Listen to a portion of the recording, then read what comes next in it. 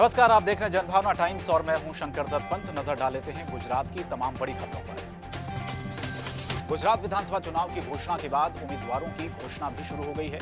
आम आदमी पार्टी ने पहले ही उम्मीदवारों की घोषणा कर दी, जिसमें अब बड़ा मोड़ आ गया है। आम आदमी पार्टी के युवा नेता युवराज सिंह जडेजा को देहगाम से टिकट दिया गया था, लेकिन वो दोबारा चुनाव नहीं लड़ेंगे। उनकी जगह सुहागबाई पांचाल चुनाव लड़ेंगे। आम आदमी पार्टी के नेता युवराज सिंह जडेजा ने कहा कि मैं चुनाव नहीं लड़ने जा रहा हूं। मुझे गुजरात चुनाव में पार्टी द्वारा एक स्टार प्रचारक के रूप में रखा गया है। विधानसभा की 10 सीटें मुझे सौंपी गई हैं। आम आदमी पार्टी ने अपने उम्मीदवारों की 12वीं लिस्ट जारी कर दी, जिसमें एक बड़ा बदलाव देखने को मिला। अब सूची में देहगाम से युवराज सिंह जडेजा की जगह सुहाग पांचाल के नाम का ऐलान किया गया है। गुजरात विधानसभा चुनाव के लिए 2 चरणों में मतदान होगा, जिसमें पहले चरण का मतदान 1 दिसंबर और दूसरे चरण का मतदान 5 दिसंबर को होगा। 8 दिसंबर को हिमाचल प्रदेश के साथ गुजरात विधानसभा चुनाव के नतीजे भी घोषित किए जाएंगे। गुजरात में चुनावी बिगुल बज चुका है। गुजरात में 2 चरणों में चुनाव होंगे। गुजरात में कांग्रेस भी पूरी तरह से चुनाव प्रचार में जुटी हुई है। राजस्थान के सीएम अशोक गहलोत लगातार गुजरात का दौरा कर रहे हैं। गुजरात में कांग्रेस के कई बड़े नेता पार्टी के लिए चुनाव प्रचार कर रहे हैं। गुजरात में कांग्रेस अपनी जमीन मजबूत करने और बीजेपी को कड़ी टक्कर देने में जुटी हुई है। इसी दौरान अशोक गहलोत ने दिल्ली के सीएम अरविंद केजरीवाल पर बड़ा आरोप लगाया। उन्होंने आरोप लगाते हुए कहा कि केजरीवाल को अपनी डील के बारे में बताना चाहिए कि कितने की डील हुई है। गुजरात में चुनावी प्रचार जोर शोर पर है। आरोप खूब लग रहे हैं। गुजरात में कांग्रेस के नेता पी चिदंबरम ने बीजेपी पर कई बड़े आरोप लगाए।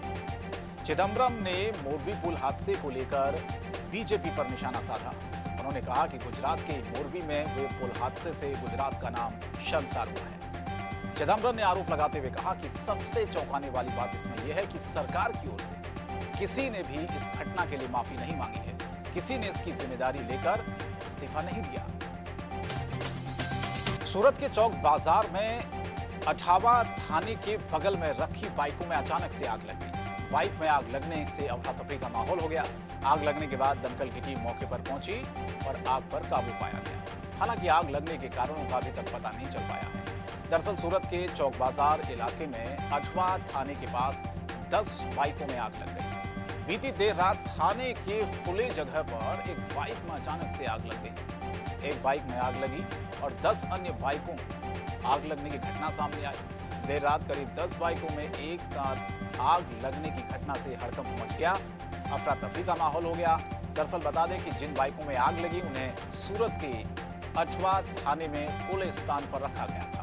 उन सभी बाइकों को पुलिस ने आपराधिक गतिविधियों में जब्त किया था। गनीमत रही कि घटना में कोई हताहत नहीं हुआ।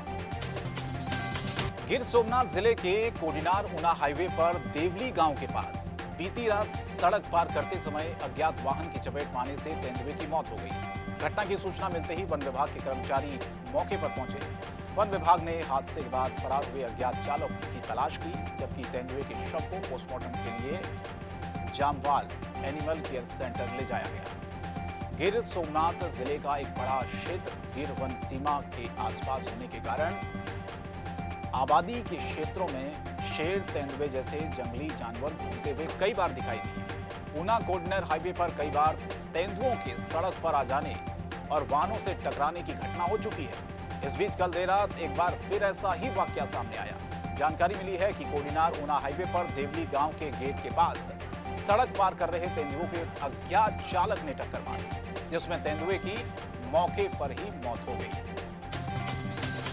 सौराष्ट्र विश्वविद्यालय में कल से राजकोट समेत सौराष्ट्र के 110 विभिन्न केंद्रों में अब विश्वविद्यालय के छात्रों की परीक्षा सही तरीके से हो, इसके लिए पूरी तैयारियां की गई है। बता दें कि पिछली परीक्षा में पेपर लीक होने की घटना के बाद प्रशासन पूरी तरह से सक्रिय है। जानकारी मिली है कि पिछले परीक्षा में पेपर लीक की घटना के बाद इस परीक्षा में यूपीडीएस प्रश्न पत्र वितरण प्रणाली लागू करने की घोषणा की गई थी और इसे लागू करने की तैयारी भी चल रही है। लेकिन विश्वविद्यालय की 9वीं से शुरू होने वाली परीक्षा में वाणिज्य के अलावा अन्य संकायों में यूपीडीएस प्रणाली लागू करने की प्रारंभिक तैयारी चल रही है, क्योंकि कुछ वाणिज्य पत्रों में पृष्ठों की मात्रा अधिक होती है। उन्हें कम समय में परीक्षा केंद्र पर मुद्रित नहीं किया जा सकता। इसलिए वाणिज्य के प्रश्न पत्र विश्वविद्यालय को व्यक्तिगत रूप से भेजे जाएंगे। बुधवार को 110 परीक्षा केंद्रों पर शुरू होगी परीक्षाओं की तैयारियां पूरी कर ली गई है। खबर अहमदाबाद से है। अहमदाबाद शहर में चुनाव के मद्देनजर शहर की पुलिस ने सघन वाहन चेकिंग अभियान चलाया। खोखरा पुलिस निरीक्षक ने अन्य पुलिस कर्मचारियों के साथ हाटकेश्वर सर्कल में वाहन चेकिंग शुरू की। शहर के हाटकेश्वर क्षेत्र में सीटीएम हाईवे से आने वाले कार और अन्य वाहनों सहित निजी वाहनों व सभी वाहनों की जांच की गई। बीजेपी के पूर्व नगर उपाध्यक्ष और पूर्व आयकर अधिकारी पीवीएस शर्मा ने बीजेपी के सभी पदों से इस्तीफा दे दिया। पीवीएस शर्मा लंबे समय से भारतीय जनता पार्टी से जुड़े रहे। नवंबर 2020 में वो इनकम टैक्स में कटौती के बाद शिकायत दर्ज कराने के बाद चर्चा में आए थे। बीजेपी नेता पर इनकम टैक्स रेट को लेकर माहौल गर्मा गया था। पीवीएस शर्मा के इस्तीफे के बाद उन्हें आम आदमी पार्टी में शामिल होने और उधा सीट से चुनाव लड़ने की संभावना जताई जा रही है। विधानसभा चुनाव को लेकर गुजरात में माहौल काफी गर्म है।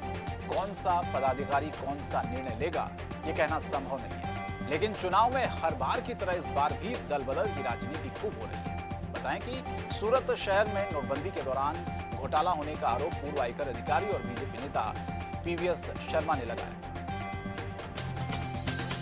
आम आदमी पार्टी से चुनी गई सूरत नगर निगम की सबसे कम उम्र की पार्षद 30 वर्षीय पायल साकरिया ने हाल ही में बीजेपी पर एक फोटो को मार्क करने और एक वीडियो के जरिए वायरल करने का आरोप लगाया था। सोशल मीडिया पर पायल साकरिया की तस्वीर पोस्ट किए जाने के बाद विवाद खड़ा हो गया।